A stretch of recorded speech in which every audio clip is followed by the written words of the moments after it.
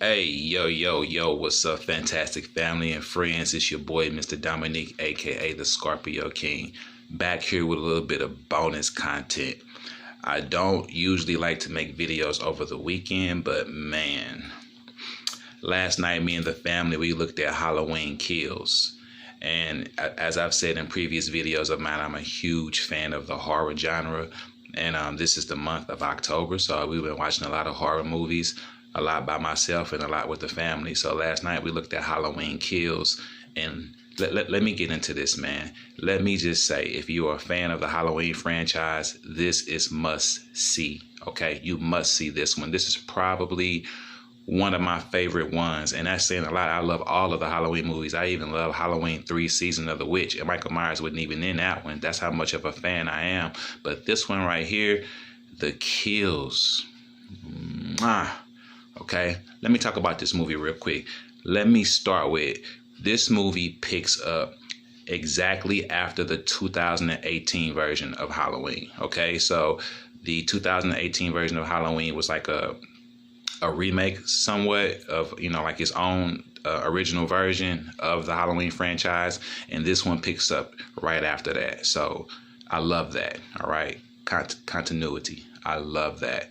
All right. Second, this one also shows unseen footage. Like they went back to 1978 version of Halloween, which is the very first original Halloween in 1978, and they went back and showed us something that we never seen before, that we never knew happened. This footage was so rare that it even had Dr. Loomis in it. And Dr. Loomis, rest in peace, has been gone for quite some time now. I think the last movie he played in was Halloween 6, The Curse of Michael Myers. So to see him in a 2021 version of Halloween, awesome. Okay. Also, the beginning of this movie, it goes back to the 1978 version of Halloween and shows us something we never seen before. It also lets us know that Sheriff Hawkins, who played in the 2018 version, he was the sheriff in the 2018 version, he was back there. His character that he plays was back there in 1978, and they show the younger version of him. Sweet. Love it. Okay. Another thing that this movie, that I want to highlight about this movie is it's titled Halloween Kills. No exaggeration. Michael Myers did some killing in this movie right here. The kills were like fatalities from Mortal Kombat. If you're familiar with the Mortal Kombat video games, these kills were like fatalities, man. So I'm not going to give away any of the details. You need to go watch this movie. So I'm giving you reasons to watch this movie without spoiling it for you the best way I can. The kills were a 10 out of 10 on the scoreboard. 10 out of 10. The kills made this movie. Michael Myers was vicious in this movie. This was John Carpenter directing this movie, and to me, before this, the Rob Zombie Michael Myers, in the Rob Zombie directed movies, the Michael Myers in his movies was to me the most vicious Michael Myers. This one right here is right up there with him, if not more vicious. The kills are a 10 out of 10 in this movie. Next, this is what made this movie so special for me. All right, so let me try not to spoil. If you don't want to hear this, cut this off right now, because I'm finna spoil a little something for you without giving you details. I'm not gonna give you any details, but there's something that you may not know or may not have noticed about the movie and the franchise. So I'm gonna talk about that real quick. So I'm giving you 3, 2, 1. All right, here we go. I'm finna talk about something. This movie did a callback to all the characters from the past movies and all of the Halloween franchises, okay? Of course, you had Laurie Strode, and then you had her daughter return, and you had her granddaughter return. They all were in the 2018 version of Halloween. What was really sweet is they brought back the character of Tommy Doyle. Tommy Doyle was the little boy that Laurie was babysitting in the 1978 version and the 1981 version. So Tommy Doyle was a character. He was just a little boy back then. And Tommy Doyle's character returned in Halloween 6, The Curse of Michael Myers. That was my favorite version of Tommy Doyle. But so that character's been in the movie for quite some time. And he is back in this one right here, fully grown, middle-aged, and badass, you know, to a degree. Without me giving away any details, his character was pretty badass a little bit. This movie also had Sheriff Brackett in it. Okay, and Sheriff Brackett was the sheriff in the 1978 version of Halloween and the 1981 version of Halloween, I do believe.